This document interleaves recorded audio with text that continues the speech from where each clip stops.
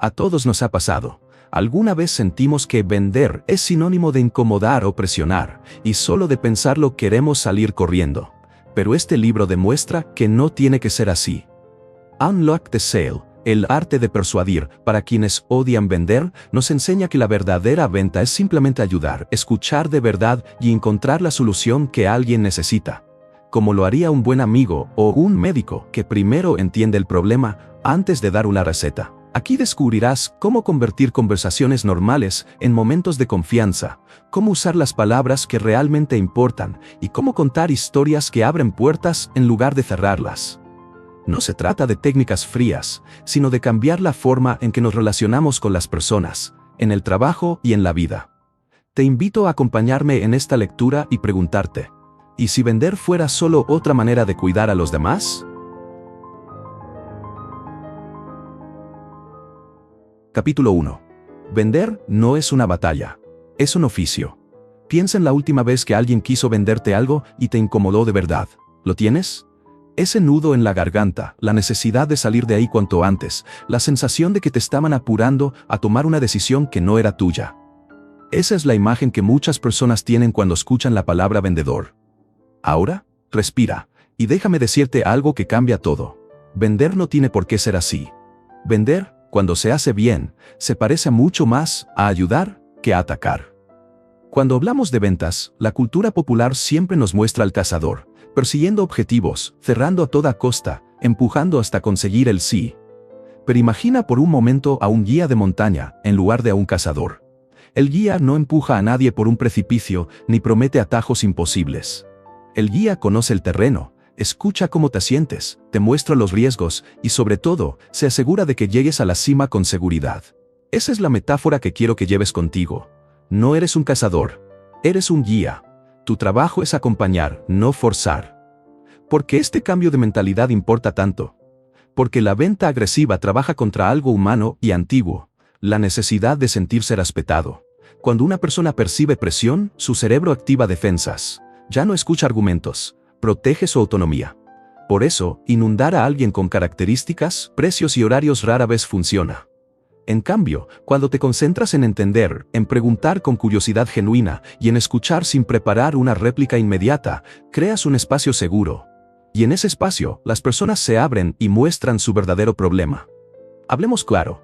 Entender no es lo mismo que estar de acuerdo. Entender es detenerse a escuchar lo que duele, lo que da miedo, lo que entusiasma. Es notar las palabras que repiten, las pausas largas, el gesto que cambia cuando hablan de un tema en particular. Es hacer preguntas que no buscan comprobar que tienes la solución, sino clarificar qué necesita la otra persona. Ese acto de diagnosticar primero y proponer después cambia la dinámica por completo. Dejas de vender tu producto y comienzas a presentar una solución pensada para esa realidad específica. Ahora, probablemente pienses, sí, suena bonito, pero en la práctica, ¿cómo no caer en la trampa de vender igual? La clave está en la intención y en la humildad. La intención. Acercarte con la meta de mejorar la vida del otro, no de cumplir una cuota. La humildad. Admitir que quizás no tienes la mejor solución para esa situación. Esa admisión sorprende y, curiosamente, genera confianza. Cuando alguien te dice con franqueza que tal vez no es la opción ideal, demuestra que su prioridad no es la venta inmediata, sino el bienestar del cliente. Esa actitud no te hace perder, te hace memorable. Quiero que ahora hagas un pequeño experimento mental. Cierra los ojos si puedes, o simplemente imagina la escena. Entras a una tienda buscando una cosa específica. El vendedor se te acerca y en lugar de preguntar, empieza a recitar un guión. ¿Cómo te sientes? Ahora imagina otra escena. Entras y alguien te saluda con una sonrisa, te pregunta qué te trajo hoy y escucha con atención, sin interrumpirte. Esa segunda persona probablemente te inspire más confianza, ¿verdad? La diferencia no es magia, es técnica humana. Es el arte de recibir primero y ofrecer después. Parte de este oficio es aprender a transformar tu propia relación con la palabra vender. Pregúntate ahora, ¿qué una sola palabra aparece en tu mente cuando escuchas vendedor? ¿Es pushy, deshonesto, molesto? Cualquier palabra que sea, vamos a trabajar para cambiarla. Imagínate reemplazándola por ayudante, guía o resolutivo. Ese pequeño ajuste mental cambia tu tono, tus preguntas y tu ritmo. Si tú mismo te defines de otra manera, las personas lo notan. No es una actuación, es una coherencia que se siente. Permitirme explicar con una escena cotidiana. Estás ayudando a un amigo a elegir una impresora. Si entras con la idea de cerrar la venta, le hablarás de megapíxeles, polivalencia y garantías extendidas hasta que su cabeza diga basta. Pero si entras con la intención de resolver su dolor, empezarás preguntando para qué la necesita, cuánto imprime al mes, cuál es su presupuesto y qué le molesta de su impresora actual. Con esa información, la recomendación que das es precisa y útil. La diferencia entre ambas situaciones no es solo el resultado inmediato, es la relación que se construye después. El amigo que siente que le ayudaste no te compra solo una impresora, te recomienda y vuelve cuando tenga otra necesidad. Otra razón por la que esta forma de vender funciona es ética. Cuando te propones ayudar primero, pones en primer plano la capacidad de tu producto o servicio para generar valor real. Si no puede hacerlo, lo honesto es decirlo. Y sí, es posible que pierdas el cierre en ese momento, pero ganarás algo más valioso: reputación. Las personas recuerdan a quien las trató con honestidad. En mercados pequeños o en sectores donde las decisiones vienen por recomendaciones, esa reputación es dinero a largo plazo. Hablemos ahora del miedo que muchos sienten. ¿Y si no sé escuchar bien? ¿Y si me quedo callado y pierdo la oportunidad? Es normal. Escuchar estratégicamente no es silencio pasivo, es práctica. Significa prestar atención a lo que se dice y a lo que no se dice. Significa dejar de pensar en tu próxima frase y empezar a absorber la historia del otro. Puedes entrenar esto en conversaciones cotidianas. Pregunta algo y luego espera 2 respiraciones antes de responder. Esa pausa le mostrará al otro que estás con él y te dará tiempo para procesar lo que realmente importa en su relato. También conviene cuidar el lenguaje que usamos. Palabras grandilocuentes, jerga técnica o frases hechas crean distancia. Si alguien te dice que está preocupado por no avanzar, no le respondas con términos como optimización de procesos o sinergias operativas. Usa su propio lenguaje. Entiendo que te preocupa quedarte atrás. ¿Qué significa eso para ti en el día a día? Al reflejar su frase, le demuestras que escuchaste y que no vienes a imponer un discurso ajeno. A lo largo de esta charla, quiero que te hagas cómplice de un cambio. Dejar de medir el éxito por la venta en sí y empezar a medirlo por cuánto ayudaste. Si tu conversación terminó con la otra persona entendiendo mejor su problema, si se llevó una idea más clara aunque no haya comprado, celébralo. Eso es progreso. La venta verdadera tiene un componente humano tan fuerte que, muchas veces, la mejor manera de vender algo hoy es no venderlo hoy, sino sembrar confianza para mañana. No quiero que esto suene como una receta mágica o una capa de amabilidad puesta por conveniencia. Se trata de coherencia. Si tu motivación real es solo el cierre, la gente lo percibe. Pero si realmente te mueves por el deseo de resolver un problema, eso se nota. Las preguntas que hagas, el tiempo que dediques a escuchar y la humildad de decir no es para mí cuando toca, todo eso construye una narrativa diferente. Una narrativa donde la venta es simplemente el resultado natural de haber sido útil. Para que esto no quede en teoría, integra en tu día a día una práctica sencilla y discreta. Antes de ofrecer una solución, detente y formula una sola pregunta que te obligue a conocer el problema. No pienses en las respuestas que quieres escuchar, piensa en la información que necesitas. Esa costumbre cortará la tendencia a hablar demasiado y abrirá espacio para la comprensión. Y recuerda, tu meta no es impresionar, es aclarar. Cierro con una imagen que me gusta. Imagina que cada interacción es una puerta cerrada. Muchos vendedores intentan forzar la cerradura con un martillo, rompiendo la madera y dejando el lugar peor que antes. Tú, en cambio, llevas un pequeño juego de llaves. Algunas puertas se abren con una pregunta, otras con una historia, y otras simplemente con la paciencia de alguien que escucha. Tu oficio es probar con cuidado, escuchar el clic y acompañar cuando la puerta se abre. Esa es la esencia. No una batalla en la que ganas a costa del otro, sino un oficio en el que conviertes incertidumbre en claridad. Antes de seguir con la siguiente parte, te dejo con una pregunta para que la lleves contigo. ¿Qué palabra te viene a la mente cuando piensas en la palabra vendedor y cómo podrías empezar a cambiarla hoy mismo? Si tu respuesta no suena como ayudante o guía, estás tomando el primer paso al reconocerlo, y reconocer es el comienzo del cambio. Capítulo 2. El diagnóstico del doctor. Todo gira en torno al problema. ¿Alguna vez has ido al médico y escuchado al doctor darte una receta sin ni siquiera mirarte? Seguro que no. Cuando estamos enfermos, queremos que nos escuchen, que nos pregunten, que entiendan bien los síntomas antes de recetar nada. Ahora imagina hacer ventas de la misma manera, sin receta rápida, sin atajos, sino con diagnóstico primero. Esa es la idea central de este capítulo. La mayoría de la gente que empieza en ventas tiene una caja de herramientas lista y un martillo brillante. Presenta, demuestra, ofrece. Y cuando esa persona entra en una reunión, saca el martillo con la mejor intención del mundo. Pero el problema aparece cuando lo está usando en una situación donde lo único que hace es romper algo. Vender como aficionado es llegar con la solución preparada. Vender como profesional es llegar con preguntas bien hechas. ¿Por qué importa tanto diagnosticar? Porque la palabra problema es más profunda de lo que parece. No es solo la superficie, la impresora no funciona o no estamos creciendo. Es lo que está detrás. La frustración de perder tiempo, la conversación interna sobre el presupuesto, la presión de un jefe, el miedo a invertir y fallar. Si no entiendes eso, tu solución será al gusto del vendedor, no al del cliente. Piensa en un médico talentoso.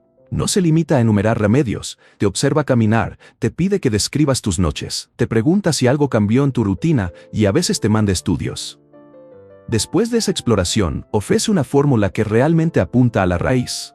En ventas, el proceso es igual. Escuchar primero, explorar después, proponer finalmente.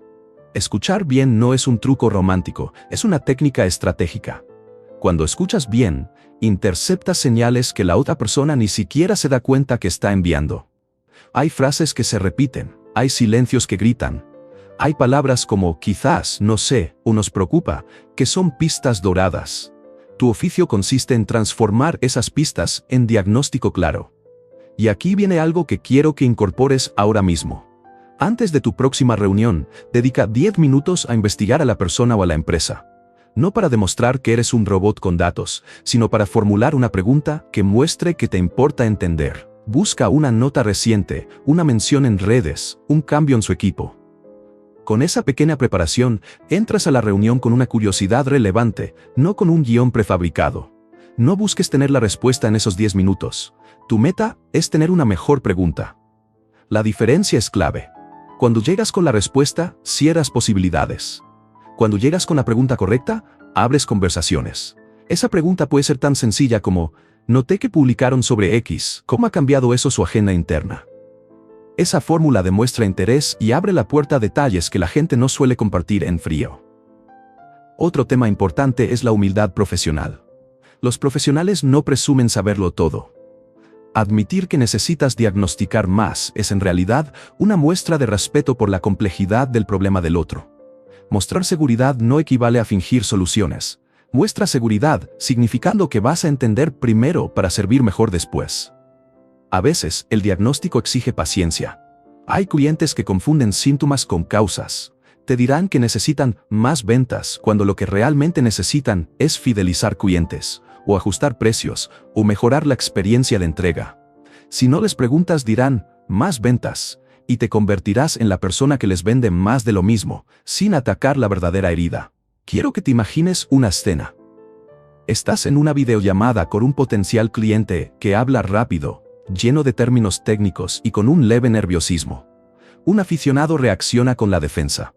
Empiezan a presentar su oferta, a enumerar ventajas técnicas y a intentar impresionar. Un profesional escucha y en el momento justo hace una pausa breve, luego una pregunta que va directo al meollo.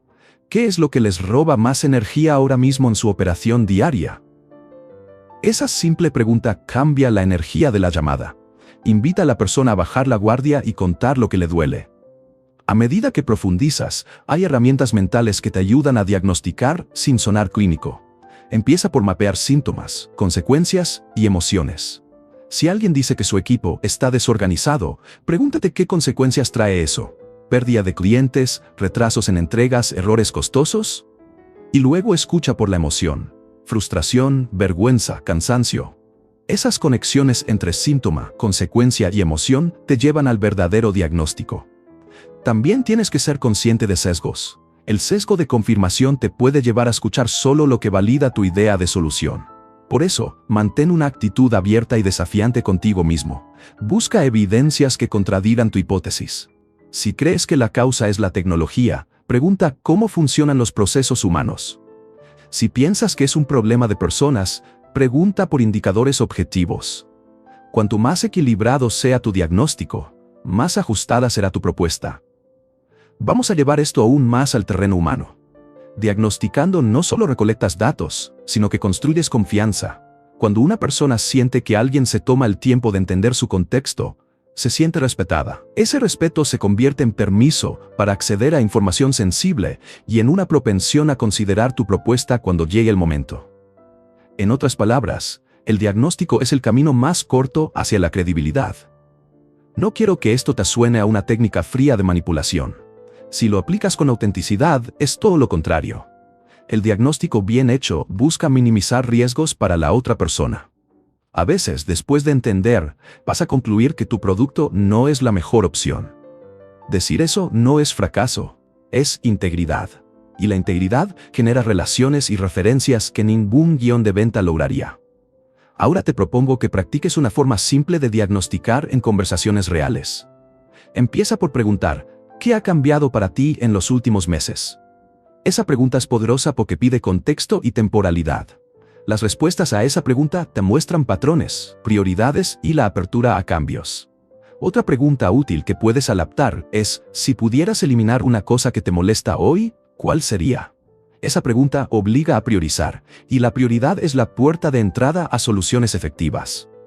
Mientras conversas, usa la técnica de repetir en voz baja la frase clave que te dé la otra persona, como espejo. No es para ser repetitivo, sino para validar que entendiste. Si alguien te dice, nos preocupa perder clientes recurrentes, puedes responder, entonces la retención es la prioridad ahora mismo. ¿Me cuentas qué ha pasado con esos clientes? Esa pequeña confirmación transforma preguntas frías en diálogo empático. Un aspecto práctico que a menudo se pasa por alto es el ritmo de la conversación. No trates de llenar todos los silencios con palabras. El silencio, cuando se usa con respeto, crea espacio para que la otra persona piense y revela capas más profundas. No temas las pausas. Algunas de las mejores pistas aparecen después de un silencio de unos segundos, cuando la persona retoma con un detalle que no dijo al principio. A medida que recoges datos, empieza a construir una hipótesis de trabajo. La hipótesis no es la verdad absoluta. Es una conjetura informada que te guía para investigar más y proponer soluciones con mayor precisión.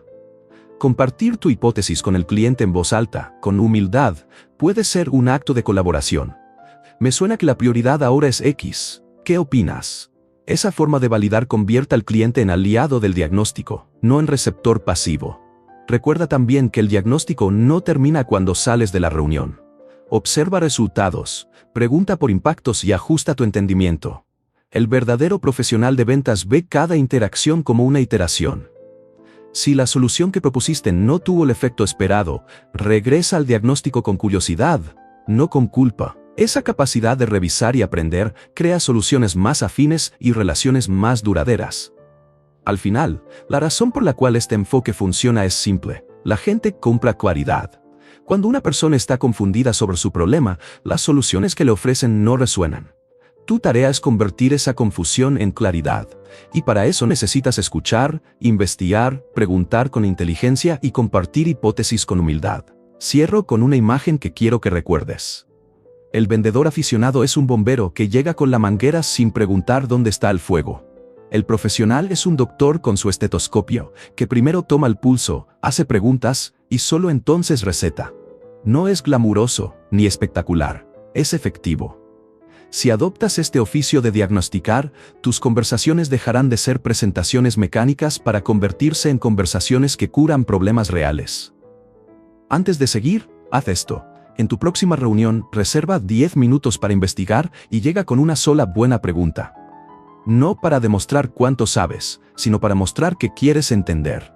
Esa práctica, repetida, cambiará la calidad de tus interacciones y, con el tiempo, cambiará la forma en que las personas te perciben. Vender dejará de ser una batalla y se parecerá más a una intervención que mejora la vida de alguien. ¿Te animas a intentarlo? Capítulo 3. Escucha como un traductor. ¿Te ha pasado que hablas con alguien y sientes que las palabras solo rozan la superficie? Como si hubiera otra conversación escondida detrás de lo que realmente dicen. Eso es exactamente de lo que quiero hablar ahora. Escuchar no es esperar a que termine la otra persona para soltar tu respuesta.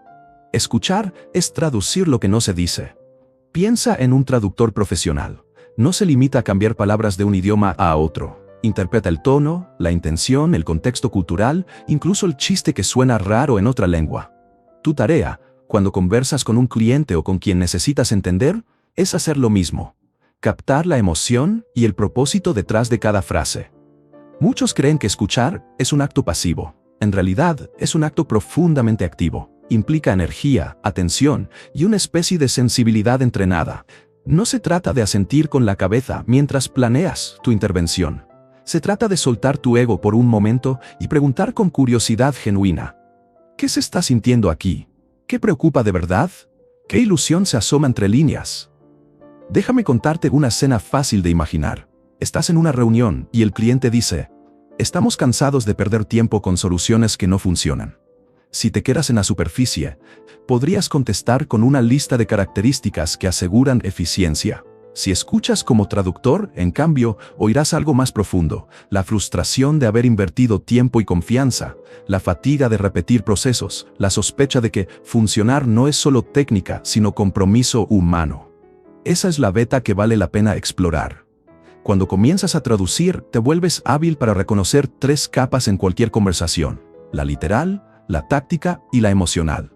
La literal es lo que dice la frase. La táctica es lo que intenta lograr la persona con esa frase. Y la emocional es lo que la mueve por dentro. Si solo respondes a la literal, corres el riesgo de resolver síntomas y no causas. Si alcanzas la capa emocional, entras a la raíz, donde las soluciones pueden realmente transformar. Una de las mejores herramientas para esto es lo que llamamos la pausa sagrada. Es una pausa sencilla, pero poderosa. Cuando la otra persona termina de hablar, respira profundamente y espera un segundo antes de responder. Muchas reacciones comunes se disparan porque tenemos miedo al silencio. Pero ese espacio te da 2 regalos: la oportunidad de procesar lo que escuchaste y la posibilidad de permitir que la otra persona añada algo que quizás no dijo al principio. La pausa sagrada convierte la conversación en un diálogo más auténtico. Imagínate practicando eso mañana. Estás en una llamada y tu interlocutor suelta una frase densa. En vez de lanzarte a responder, respiras, cuentas hasta 2 en tu mente y desde esa calma haces una pregunta que nazca de lo que escuchaste, no de lo que querías decir. Esa diferencia, por pequeña que parezca, cambia la calidad del intercambio.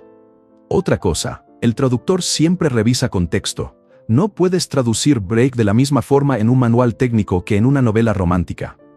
Igual aquí, una queja puede ser una pista genuina o un gesto ritual. Parte de tu oficio es distinguir entre palabras que expresan dolor real y palabras que solo rellenan. Para hacerlo, no temas preguntar con sencillez: cuando dices que están cansados, ¿a qué te refieres exactamente? Esa pregunta, dicha con honestidad, abre información valiosa. No quiero que esto suene a receta fría. La escucha estratégica es profundamente humana. Requiere empatía, sí, pero también disciplina. Hay que aprender a controlar la urgencia de resolver y a disfrutar el proceso de entender. Cuando te entrenas para escuchar así, tu intervención posterior es más efectiva, más certera y, sobre todo, más respetuosa. Te propongo una pequeña escena práctica. Estás con un cliente que dice: nos preocupa el crecimiento.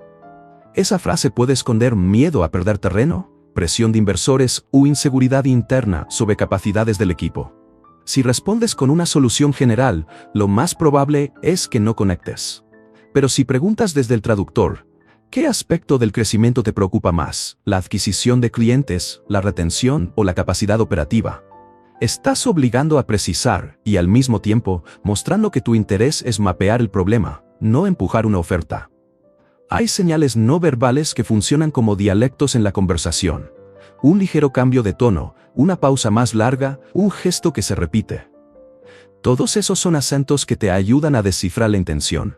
Por ejemplo, cuando alguien repite la palabra siempre o nunca, ahí hay emoción en bruto.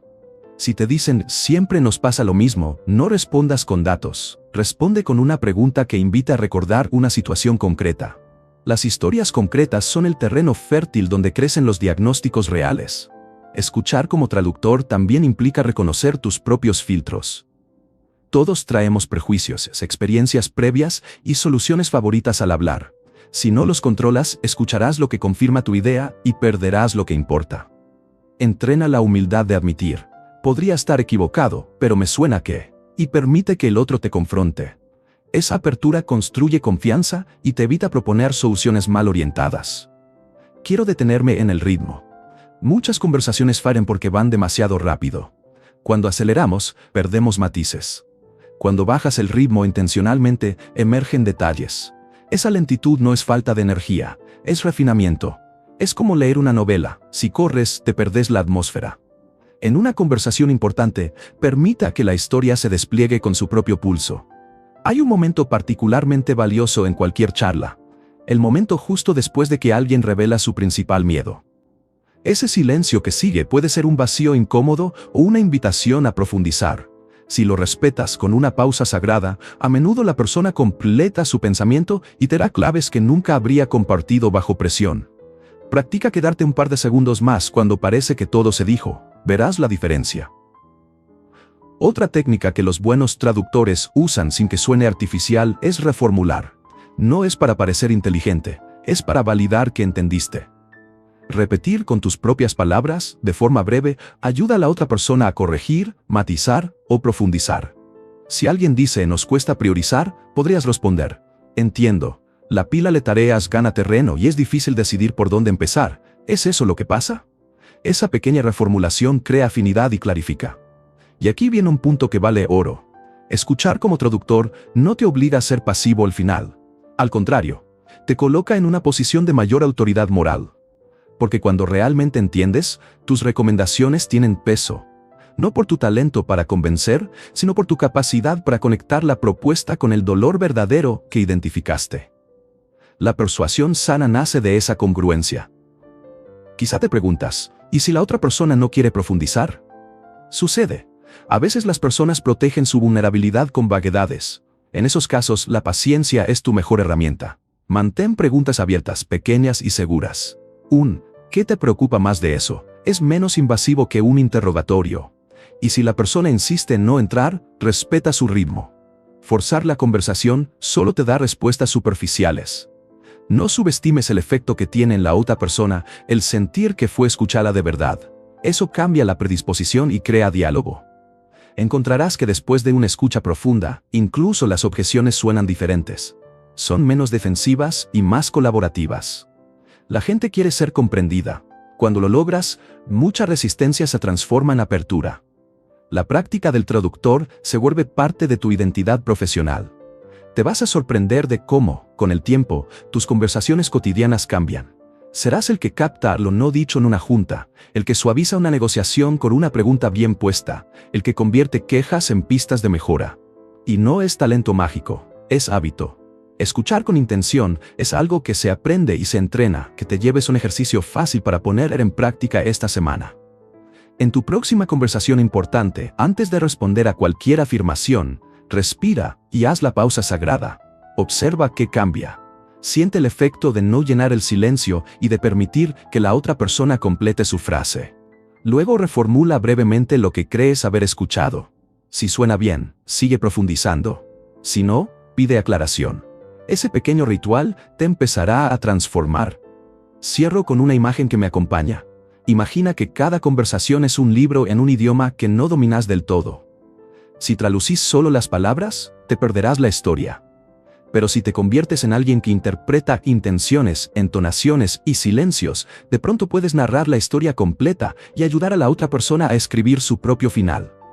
Escuchar como traductor no es un lujo.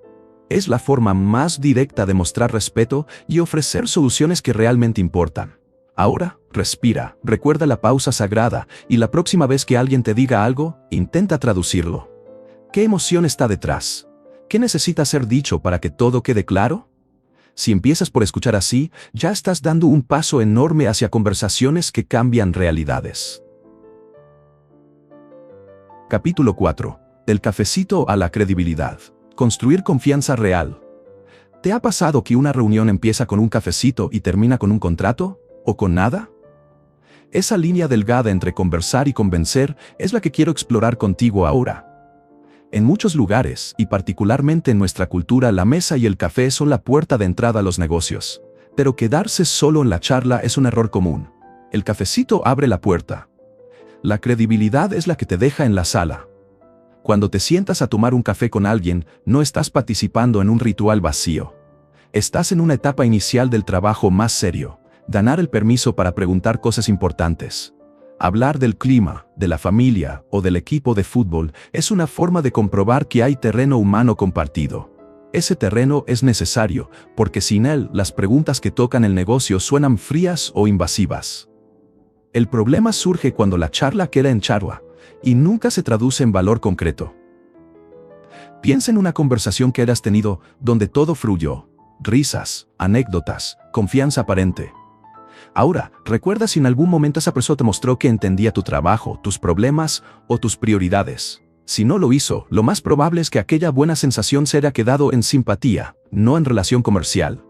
La simpatía abre puertas, la competencia las mantiene abiertas.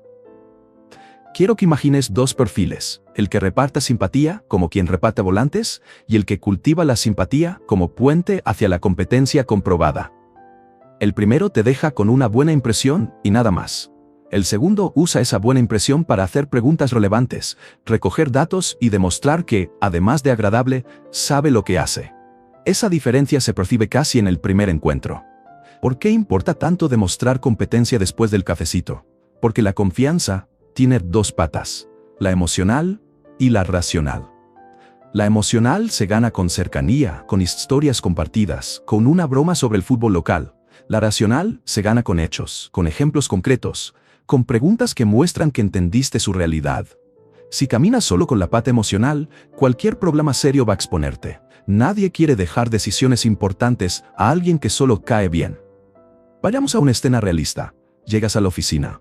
El cliente te ofrece un café y hablamos de los hijos y del partido del domingo. Al terminar, viene la parte delicada, hablar del negocio. Aquí es donde se marca la diferencia.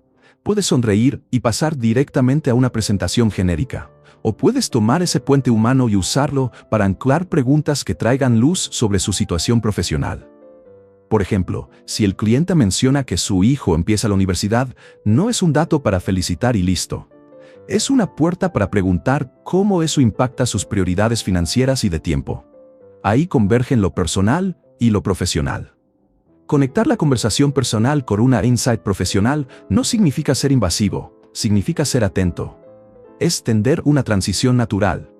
Si me dices que tu nieto está por graduarse, yo puedo responder con cariño y luego con suavidad preguntar: ¿eso significa que tus planes financieros cambian este año? No es un salto brusco, es transformar una confianza recién creada en información útil para brindar una ayuda genuina. Esa es la prueba de fuego. ¿Puedes tomar un detalle humano y convertirlo en una pregunta profesional que aporte claridad? Si lo haces, demuestras dos cosas a la vez: que te importan las personas y que sabes relacionar la vida con las decisiones de negocio. Esa doble credencial es poderosa, porque te posiciona como alguien que ve al otro integralmente y no como un objetivo de venta. Hablamos de ejemplos. Conozco a una persona que trabajaba en ventas de soluciones logísticas.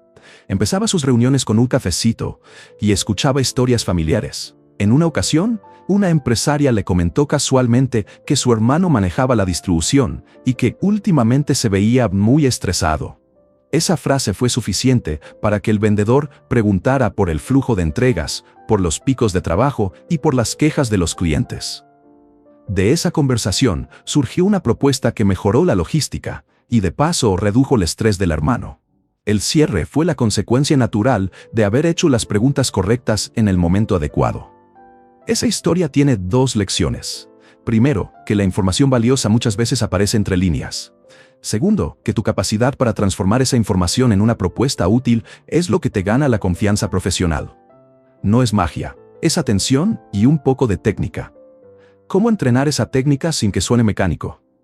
Empieza por escuchar con intención y por practicar transiciones suaves. Si quieres, ensaya mentalmente.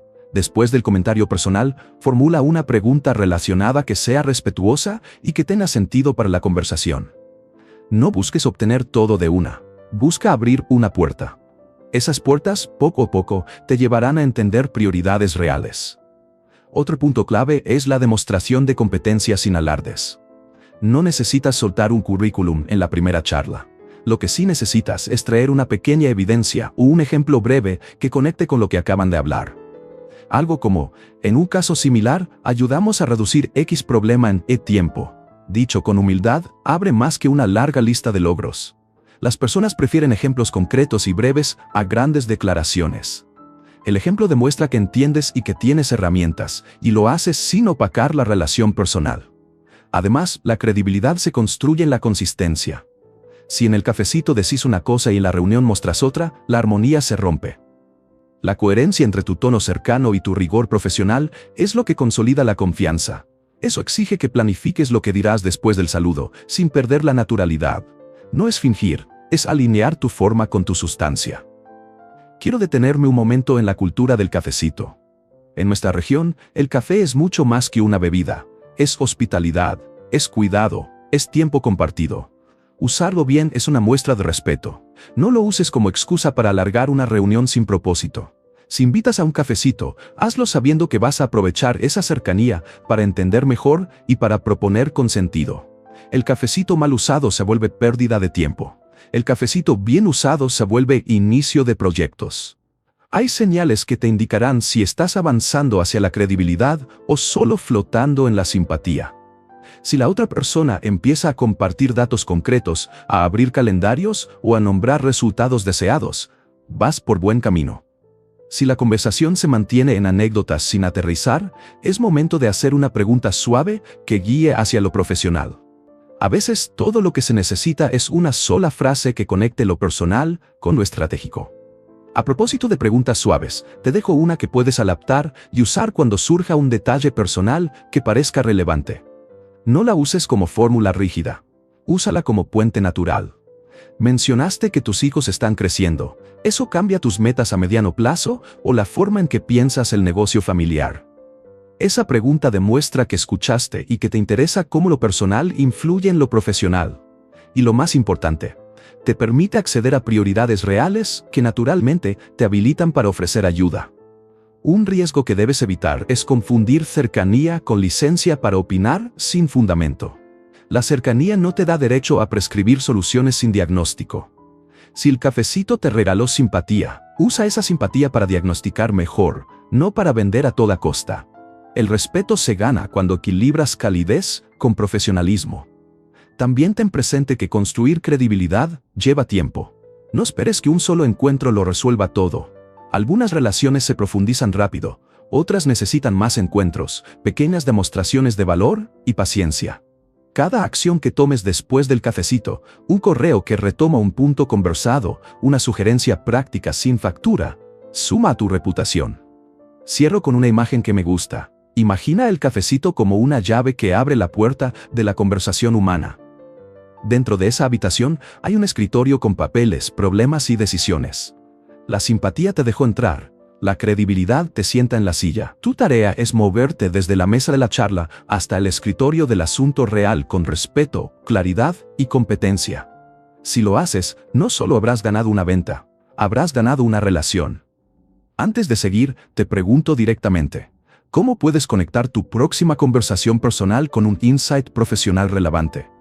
Por ejemplo, si escuchas que alguien dijo, mis hijos están grandes, ¿qué pregunta podrías hacer que convierta ese dato en una prioridad clara para su negocio?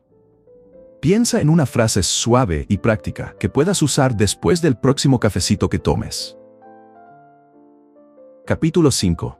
Habla el idioma de tu cliente. ¿Te ha pasado que explicas algo con todo detalle y la otra persona te mira como si hablaras otro idioma? Probablemente sí. Esa desconexión ocurre cuando usamos palabras que suenan bien para nosotros, pero no resuenan con quien está al otro lado. Lo que quiero decirte es simple. La presentación más persuasiva no es la que tiene más funciones. Es la que usa exactamente las palabras y prioridades que ya dijo tu cliente. Imagina que tu cliente te dice en una llamada, nos preocupa quedarnos atrás frente a la competencia. Si tú respondes hablando de sinergias operativas o eficiencia escalable, algo se rompe. No porque lo que dices sea malo, sino porque no es el idioma que esa persona usó para nombrar su miedo. Hablar su idioma es un acto de respeto y sobre todo de claridad. Es mostrar que no solo escuchaste las palabras, sino que entendiste la urgencia que hay detrás.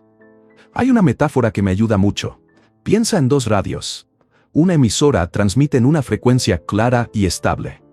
Si tú apagas tu radio y lo pones en otra frecuencia, puedes gritar todo lo que quieras y nadie te escuchará. Pero si afinas exactamente a la frecuencia del otro, incluso un mensaje sencillo llega con fuerza. El lenguaje del cliente es esa frecuencia.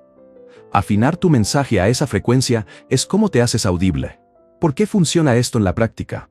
Porque el cerebro humano realiza una economía de esfuerzo.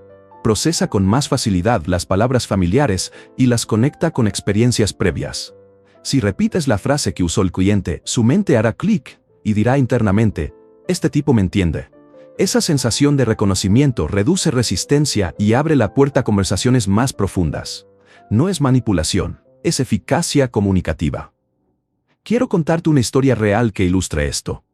Un vendedor de software entró a una reunión técnica empeñado en mostrar su lista de funciones nuevas.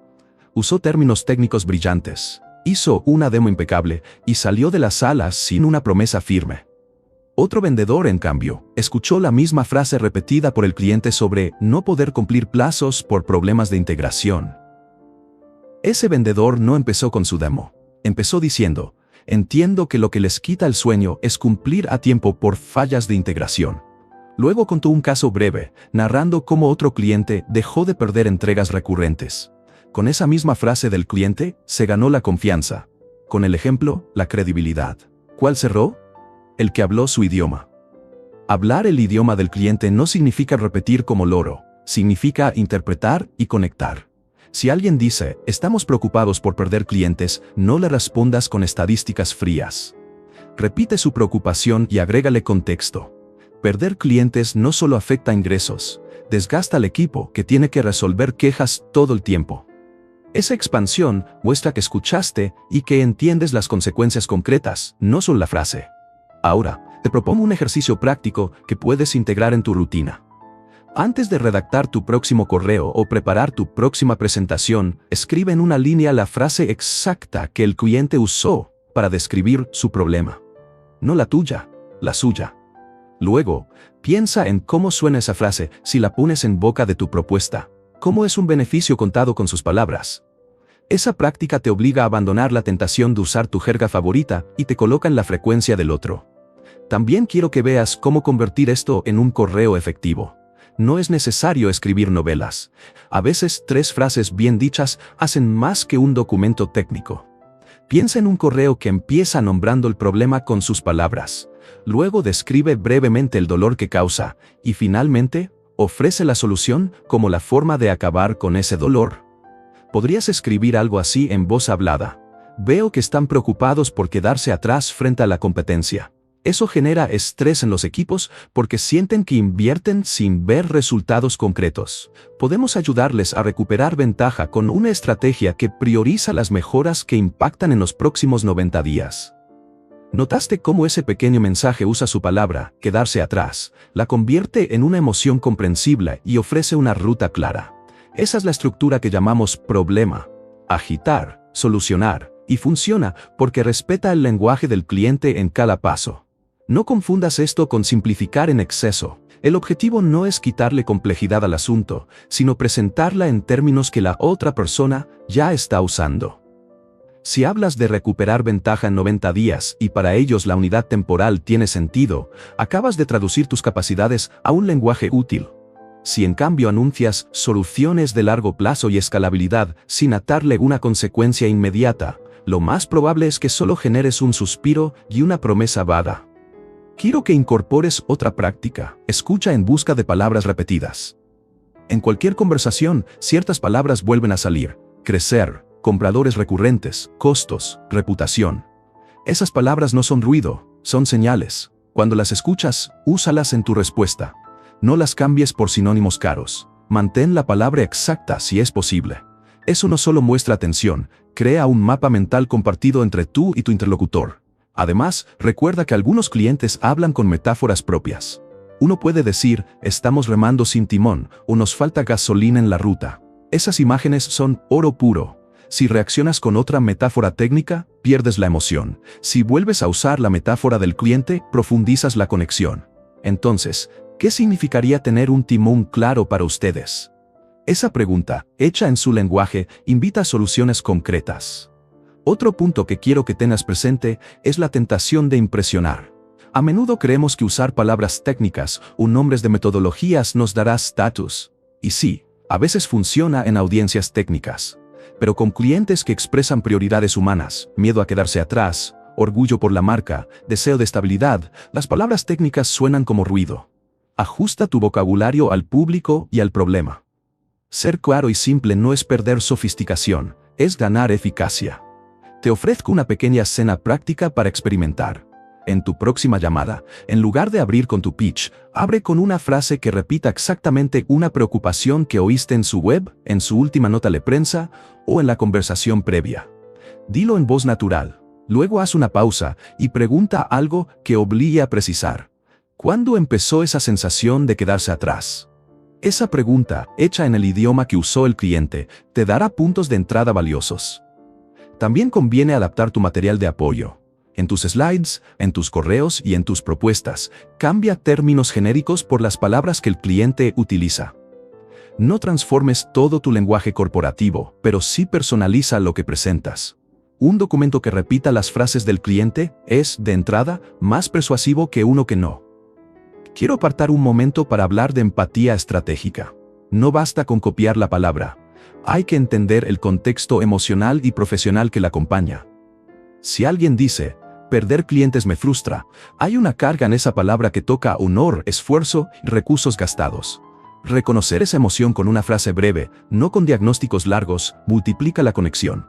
Dices algo como, entiendo, esa frustración pesa y consume recursos del equipo. Punto. No te alargues. Valida y sigue. Y sí, a veces el cliente usa lenguaje que no es exacto o que confunde causas y efectos. Ahí es donde tu trabajo como comunicador entra. Traduce sus palabras a una formulación más útil para proponer soluciones. Si dicen no nos compran por el precio, tal vez la raíz sea la percepción de valor. Entonces repite su frase y la matizas. Si decimos que el precio es una barrera, ¿qué piensas que falta para que los clientes perciban más valor? Esa reformulación, hecha con respeto, abre la conversación hacia soluciones concretas. Cierro con una imagen que quiero que recuerdes. Hablar el idioma del cliente es como ofrecerle un espejo en el que se reconoce al instante. Cuando se ve en ese espejo, baja la guardia, confía y empieza a colaborar. Si no se reconoce, mira con distancia y tu mensaje se pierde. Tu ventaja profesional no estará en vocabularios ostentosos, sino en la habilidad de devolver a la otra persona su propia manera de decir las cosas, pero con la claridad de una solución al final. Antes de seguir, te dejo una tarea corta. Piensa en la última llamada que tuviste y escribe en una línea la palabra que más repitió tu cliente. Ahora, imagina un correo de 3 frases que use esa palabra para nombrar el problema, mostrar la frustración y ofrecer una solución clara. Hazlo ahora en tu mente. Esa práctica te va a cambiar la forma en que te escuchan. ¿Cuál palabra vas a elegir mañana para afinar tu frecuencia? Capítulo 6. Cuenta la historia de la puerta abierta. ¿Recuerdas una historia que te hizo imaginar cómo sería tu vida si las cosas cambiaran para mejor? Esas historias que no solo explican, sino que te hacen sentir el alivio, la sonrisa, la tarde tranquila después del caos. Eso es lo que quiero que hagas cuando ofreces algo, contar una historia que permita a la otra persona experimentar, aunque sea por un minuto, lo que significa haber pasado del problema a la solución. Las cifras y las características son necesarias, claro, pero las cifras no laten. No muestran el olor del café en la mañana en una oficina que antes tenía 1000 problemas. No cuentan la conversación que el dueño de la pequeña fábrica tuvo con su hija cuando por fin pudo llegar a tiempo el cumpleaños. Una buena historia sí. Por eso, en vez de presentar una lista, cuenta un relato que abra la puerta a una emoción concreta. Imagina esto. No vendes tejidos, vendes la historia de una familia que lleva generaciones tejiendo. Si solo dices tejidos artesanales alta calidad, alguien puede asentir y seguir. Si cuentas a media voz cómo la abuela enseñó al nieto la técnica que evita que el hilo se rompa, cómo esa técnica les permitió mantener clientes en temporadas difíciles, y cómo ese ingreso permitió que la familia mantuviera la escuela del pueblo abierta, entonces las personas sienten la conexión. Ven la puerta abierta, la tradición que no se pierde, el cliente que compra con propósito. Lo mismo ocurre con productos que parecen fríos, como software. No vendas procesos, vende la tarde que recuperó un gerente. Cuenta la historia de María, que antes vivía hasta tarde revisando hojas de cálculo que no cerraban. Describe el estrés, las llamadas a la medianoche, la sensación de que el día no alcanzaba. Luego, lleva al oyente al después. María toma un café tranquilo a las 4 de la tarde, porque el sistema automatizó los reportes y le dejó tiempo para pensar en estrategia. Esa diferencia emocional, de la carrera frenética a la calma productiva, es lo que conecta. Hay una regla sencilla que hace que estas historias funcionen, antes y después. La parte del antes debe pintar la fricción real, con detalles que suenan familiares. No te quedes en generalidades, habla de la pequeña rabia del día a día. Perder entregas, horas que se van en tareas repetitivas, clientes que preguntan y nadie responde. Eso crea empatía. Luego, cuenta el después con la misma precisión. La reunión que se pudo preparar, la familia que pudo cenar junta, el cliente que ahora recomienda sin dudar. Ese contraste es la puerta que quieres abrir. Pero ojo, una buena historia no es una fábula perfecta. Incluye dudas, pasos intermedios y una sensación de realismo. Si presentas una transformación instantánea y sin esfuerzo, suena falso. Es más potente decir, al principio dimos pasos pequeños, probamos una solución en un área crítica y luego expandimos. Eso muestra proceso y reduce la sospecha de promesas vacías. La gente confía más cuando ve que hubo esfuerzo y adaptación. También es clave personalizar la historia. No uses un cuento genérico que podría aplicarse a cualquiera. Coge un cliente real, con nombres cambiados si hace falta, y describe su contexto específico. Si tu audiencia es una empresa familiar, cuenta una historia de empresa familiar. Si son startups, cuenta cómo alguien dejó de sufrir por escalabilidad. Mientras más parecida sea la situación a la del oyente, más fácil será que se vea cruzando esa puerta. Ahora, hablemos del ritmo. Una historia para presentar en una reunión no necesita durar una novela. De hecho, es mejor si la puedes contar en menos de un minuto. Imagina que tienes 60 segundos para llevar a la otra persona desde el dolor hasta la solución. Eso obliga a elegir los detalles correctos. Un síntoma claro, una acción que cambió el rumbo y un resultado tangible. Esos 60 segundos deben ser como una puerta que se abre y deja ver una sala iluminada al final del pasillo. Para que lo practiques, quiero que pienses en un caso real que hayas vivido. No busques la historia perfecta, busca la historia real que muestre un cambio. Toma el antes y el después y reduce todo a un relato breve. Por ejemplo, antes tenían reportes trimestrales que nadie leía, y ahora sacan reportes semanales que guían decisiones, perdieron menos pedidos y ganaron tiempo para innovar. Dice poco, pero pinta mucho, y si lo dices con voz natural, con una pausa al final, la gente lo verá. Otra técnica poderosa es usar detalles sensoriales. Mencionar el sonido de la impresora que ya no se atasca, el alivio en la voz del responsable de logística, la sonrisa de un cliente que vuelve. Estos detalles convierten la abstracción en imagen. No abuses, no te pases. Con 2 o 3 imágenes ya alcanza para que la historia respire. Cuenta también los pequeños hitos. A menudo el cambio se da por etapas. La primera reunión, la prueba piloto, ajustes, la adopción general. Narrar esos pasos breves da credibilidad. Dice, no fue magia, fue trabajo pensado. Eso evita promesas vacías y hace que la historia sea replicable en la mente del oyente. Quiero que te fijes en el lenguaje que usas. Evita tecnicismos que puedan apagar la emoción. En vez de reducción de costos operativos, di menos horas perdidas en tareas que nadie disfruta. En vez de mejoras en KPI, di el equipo pudo enfocarse en lo que realmente importa. Traduce el resultado al humano. El oyente no compra métricas, compra mejores mañanas, menos llamadas a medianoche y clientes que recomiendan. No menosprecies el poder de la vulnerabilidad. A veces contar un detalle de dificultad demuestra humanidad y genera empatía. Si en la historia admites un error y explicas cómo se resolvió, ganas más credibilidad que si solo presentas éxitos. La gente confía en quienes muestran procesos reales, no en quienes muestran fachadas impecables. Cuando prepares tu historia, ensáyala en voz alta. Si no suena natural al decirla en voz, no está lista. Ajusta las palabras hasta que fluyan. Practica la pausa antes del después para que el contraste golpee con fuerza. La cadencia importa. Un buen silencio antes del resultado hará que la audiencia complete la imagen por sí misma. Además, utiliza nombres y tiempos concretos. En 6 semanas, en 3 meses, en el primer trimestre, dan marco temporal y hacen creíble la transformación. Pero si no tienes números exactos, usa apreciaciones claras, en pocas semanas, en menos de un mes. Lo importante es dar tiempo, no prometer plazos imposibles. Piensa también en el cierre de la historia. No la dejes en un final abierto sin dirección.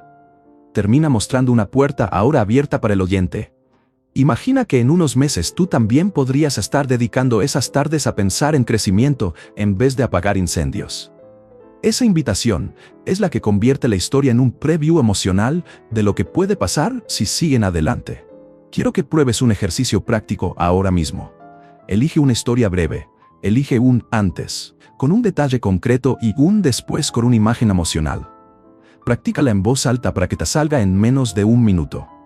Si suena auténtica, úsala en tu próxima reunión. Si no suena bien, recórtala o cambia el detalle hasta que encaje en la boca. También cuida el tono. No conviertas la historia en un monólogo dramático. Mantén la sensación de conversación. Haz una pausa y mira si la otra persona reacciona. A veces basta con soltar la historia y preguntar: ¿te suena familiar? Esa pregunta devuelve la historia al oyente y lo invita a verse dentro de ella. Recuerda que las historias crean memoria. Las cifras se olvidan, las historias se cuentan. Cuando alguien recuerda la historia de la familia que mantiene su taller abierto gracias a un cambio, esa persona va a asociar tu propuesta no con una venta, sino con un resultado humano. Eso es lo que transforma una conversación en una decisión. Cierro con una imagen que quiero que te lleves. Piensa en tu historia como una puerta entreabierta. No empujes con fuerza, invita a entrar. Muestra lo que hay del otro lado con detalle y respeto. Si lo haces bien, no solo habrás explicado tu propuesta, habrás dado a la persona la oportunidad de imaginar su propia puerta abierta. Y muchas veces, imaginar es la mitad del camino para cruzarla. Ahora dime, ¿qué caso puedes contar en menos de un minuto que muestre un antes incómodo y un después liberador? Practícalo, cuéntalo, abre puertas. Capítulo 7. La guía amable hacia el sí. ¿Te ha pasado sentir que estás empujando una decisión en lugar de acompañarla? Esa sensación incómoda donde tú quieres cerrar y la otra persona retrocede un paso. Quiero que dejemos de pensar en el cierre como una pelea. Pensemos en ello como una guía que ilumina el camino. Imagina que eres un guía de montaña parado en una bifurcación.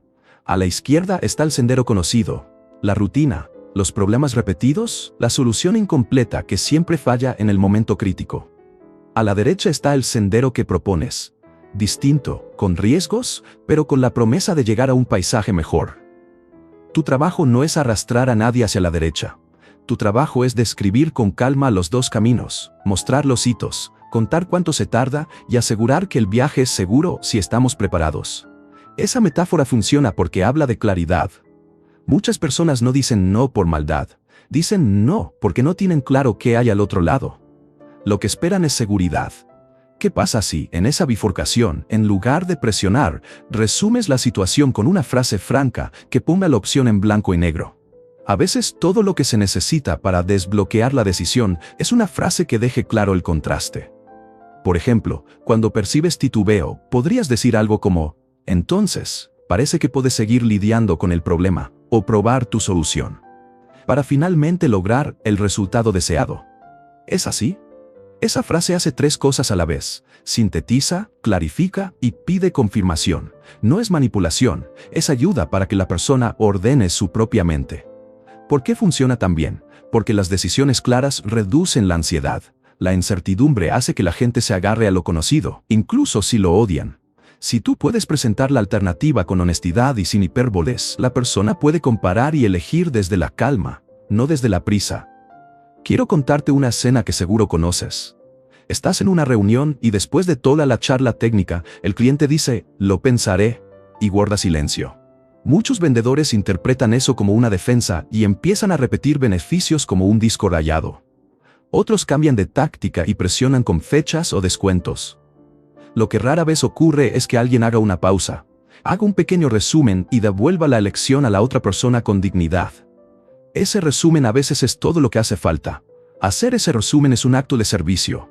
No estás robando la decisión, estás limpiando la niebla para que la otra persona vea con claridad. Y cuando alguien ve con claridad, decide desde su propio interés, no desde la presión. Hay que cuidar la forma. No es lo mismo decir tienes que elegir ahora, que parece que tienes dos caminos, continuar con esto que te frustra o intentar esto que podría arreglarlo. ¿Cómo lo ves? La primera frase empuja, la segunda acompaña. La diferencia está en el respeto por la autonomía del otro. También es crucial que cuando presentes la opción, la describas con realismo. No prometas cero riesgos ni resultados milagrosos en 2 días. Habla de plazos razonables, posibles dificultades y de cómo vas a acompañar cada paso. Eso construye una sensación de seguridad, porque la persona entiende la ruta y las señales de cuándo algo va bien. Una buena guía no elimina la incertidumbre, la gestiona. Si en tu explicación señalas las señales de éxito y las señales de alarma, le das a la otra persona herramientas para decidir y, si decide avanzar, para monitorear. Por ejemplo, en vez de decir te ahorrarás costos, puedes decir en 6 semanas verás una reducción de errores que libera X horas al mes. Ahí es cuando sabremos si vamos por el camino correcto. Esa precisión crea confianza.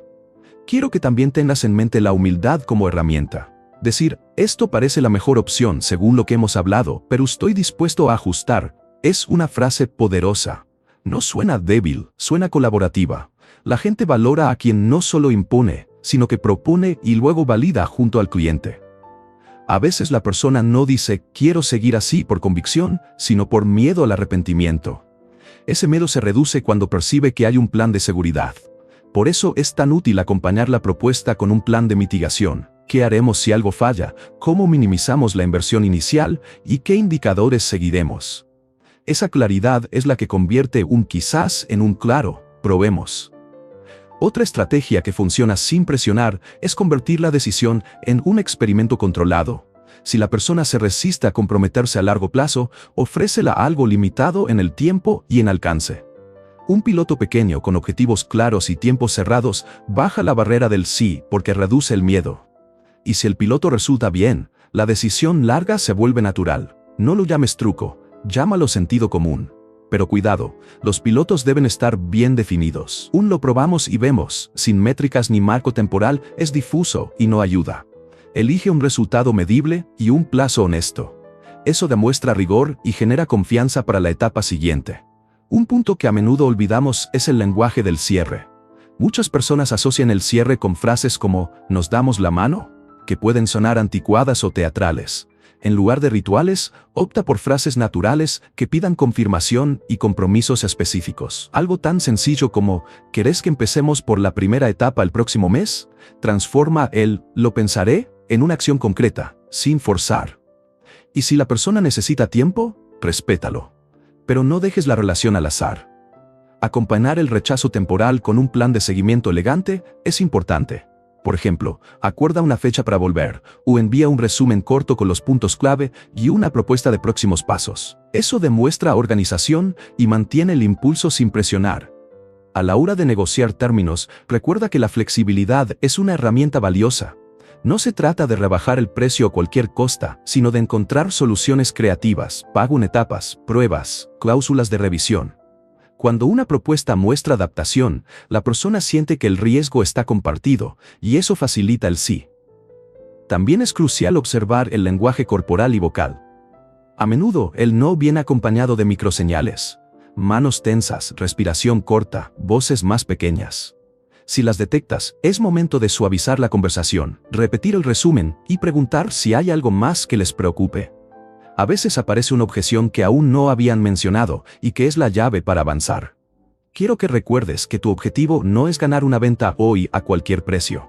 Tu objetivo es que la decisión de decir sí sea clara, segura y lógica. Si logras eso, incluso cuando no vendes ahora, dejas la puerta abierta para el futuro. La persona recordará cómo la trataste, con claridad, con respeto y con honestidad. Voy a proponerte una práctica real para probar esto en tu próxima reunión. Cuando sientas que el cliente duda, haz la pausa y sintetiza su situación en una frase corta, que contraste lo que pierdes si no cambia con lo que ganas y prueba tu solución. Luego pregunta si captaste bien. Esa síntesis, dicha con calma, suele transformar la indecisión en decisión, o al menos en un compromiso de seguimiento. Hazlo con tono sereno, no como cierre agresivo, y verás la diferencia. No olvides que la claridad también requiere escuchar. A veces pensamos que al resumir estamos cerrando la conversación. En realidad, estamos invitando la corrección. Si al decir tu frase la persona corrige, acéptalo, ajusta y vuelve a proponer. Eso demuestra respeto por su perspectiva y mejora la propuesta. Cierro con una imagen sencilla que me gusta. Eres un farero en la costa en una noche de niebla. No empujas a la gente al bote, enciendes la luz que les permite ver el muelle y decidir si quieren embarcar. Esa luz es tu claridad, tu honestidad y tu disposición a caminar con ellos. Ser la persona que ilumina el camino es infinitamente más valioso que empujar hacia un sí a cualquier precio. Antes de seguir, te dejo una frase práctica para memorizar y usar cuando haga falta. Entonces parece que puedes seguir con el problema, o podrías probar la solución para lograr el resultado. ¿Lo ves así? Dísela con calma, espera la respuesta y deja que la decisión nazca de la claridad que acabas de ofrecer. Ese pequeño acto es la esencia de ser una guía amable hacia el sí. Capítulo 8. El asesor honesto. ¿Alguna vez te han vendido algo que luego descubriste que no necesitabas? Esa sensación de molestia queda mucho más tiempo que el producto en sí. Hoy quiero hablarte de lo opuesto a eso, de ser la persona que con calma y con integridad admite cuando su solución no es la correcta. Esa actitud no te hace perder, te convierte en alguien inolvidable. Imagina una conversación real, estás frente a alguien que te cuenta sus problemas con sinceridad. Tu cabeza, entrenada para cerrar, salta con la mejor oferta que tienes. Es tentador. Pero antes de hablar, respira y vuelve al principio. ¿Esto realmente soluciona lo que me acaban de describir? Si la respuesta es no, lo valiente y lo estratégico es decirlo con palabras claras y humanas. Decir, no creo que esto sea lo mejor para vos, suena raro en ventas, lo sé. Pero piensa en el peso que tiene esa frase cuando viene desde la honestidad. En vez de ganar una transacción, ganas algo que pesa más. La confianza que se convierte en recomendación, en llamadas futuras, en reputación. En mercados donde todos prometen, quien admite límites, se vuelve memorable. Te cuento una historia que ilustra esto. Conocí a una consultora que trabajaba con pymes familiares. Un día le llegó un cliente con un problema muy particular. La estructura interna era compleja y los costos estaban inflados por decisiones históricas. La consultora, tras escuchar, dijo sin rodeos que su herramienta estándar no serviría, que ese caso requería un proceso de reestructuración especializado que ella no ofrecía. En vez de intentar vender, recomendó a un colega con experiencia específica y se ofreció a coordinar la transición. No vendió esa vez, pero meses después llegó por recomendación de ese colega otro proyecto más grande, y la red de confianza que había creado hizo que la nueva cliente eligiera confiarle el trabajo completo. Perder la primera venta fue una inversión en reputación. La honestidad funciona como un imán, porque rompe la expectativa. La mayoría espera que el vendedor presione. Cuando alguien se sale del guión y prioriza el interés del otro, ocurre una reacción humana inmediata. Asombro, alivio y con frecuencia, gratitud. Esa gratitud se traduce en una relación que dura mucho más que una factura. Es curioso, al renunciar a la ganancia rápida, construyes el camino para ganancias más sólidas y sostenibles. ¿Cómo se parece esto a ser maestro en tu oficio? Un maestro no presume saberlo todo. El maestro reconoce los límites, busca colaboración y envía a otros cuando conviene. Ese gesto de humildad no indica debilidad, muestra criterio. Y criterio es justamente lo que la gente busca cuando decide a quién confiar algo importante. Quiero que pienses ahora en las palabras. La forma en que dices la verdad importa tanto como la verdad misma. No es necesario dramatizar ni disculparse en exceso. Basta con una frase clara, humana y con una salida constructiva. Podés decir algo como, por lo que me contás, no estoy seguro de que nuestra solución sea la más adecuada. Te puedo recomendar a alguien que tiene experiencia específica en esto, o trabajar con ustedes en un plan más acotado para evaluar primero. Esa frase hace dos cosas. Valida la situación del otro y ofrece una alternativa real, sin empujar. Ofrecer una alternativa es crucial. Si solo dices no, dejas a la otra persona en el vacío. Si además propones una ruta, un colega, un recurso, una idea pequeña que pruebe, tu honestidad se vuelve un servicio. La gente rara vez olvida a quien le mostró una salida cuando la suya propia no era la indicada. Otro punto importante es cómo manejar el ego. Admitir que no tienes la solución golpea el orgullo a veces. Por eso es útil recordar la perspectiva. ¿Qué te importa más, cerrar una venta hoy o tener clientes que confíen en tu juicio durante años? Si elegís la segunda, muchas decisiones cambian.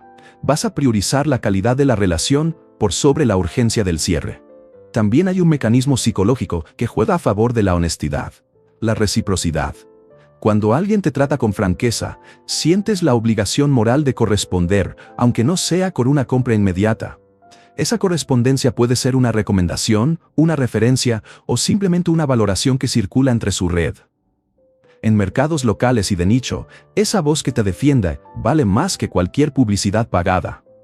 Ahora, pongamos esto en una situación práctica, donde quizá te tiemble la voz. Llega un prospecto que claramente necesita algo muy técnico que vos no ofreces. En ese momento, podés optar por la vieja táctica de estirar y prometer.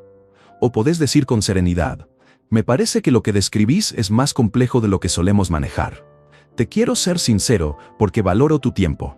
Conozco a un especialista en X que suele trabajar con este tipo de casos.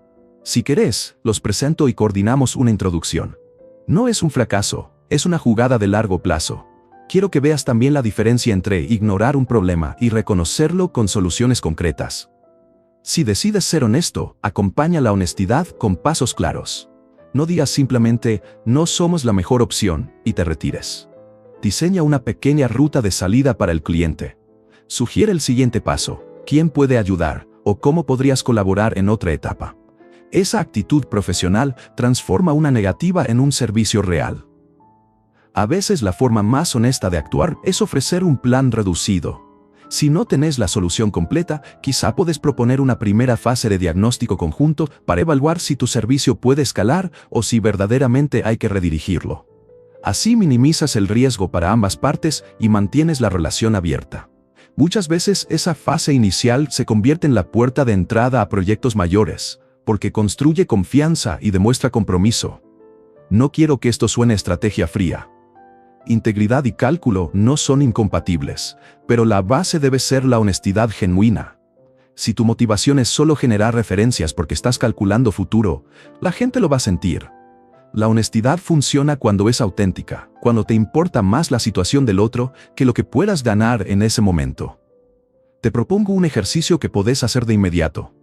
Piensa en la última vez que intentaste empujar una solución que no encajaba del todo. Reimagina esa escena, piensa lo que hubieras dicho si hubieras elegido la honestidad.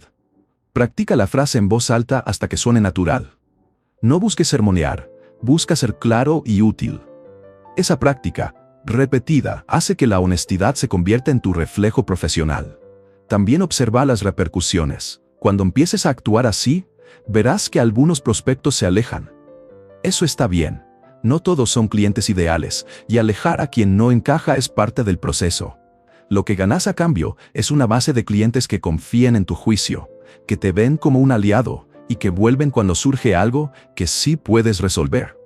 Hay un riesgo que vale la pena mencionar. Si admitís repetidamente que no podés ayudar y no ofreces alternativas, podés quedar fuera del juego. Por eso la honestidad debe ir siempre acompañada de soluciones prácticas o referencias. Ser honesto no es un sinónimo de abandonar, es una forma distinta de servir. Antes de cerrar, quiero que hagas una pregunta sincera contigo mismo. ¿Estás dispuesto a perder una venta hoy para ganar un cliente de por vida? Reflexiona sin prisa. Si tu respuesta es sí, entonces acepta este reto. La próxima vez que percibas que algo no encaja, no vendas. Di la verdad y ofrece una alternativa concreta. Incluso si no se convierte ahora, la integridad te abrirá puertas que las tácticas no pueden abrir. Termino con una imagen que me gusta. La honestidad profesional es como ser el faro en una costa brumosa. Podés apuntar barcos hacia tu puerto cuando la marea lo permite, pero también podés señalar otros puertos cuando las condiciones lo requieren. Esa luz, constante y confiable, es la que las personas recuerdan y vuelven a buscar.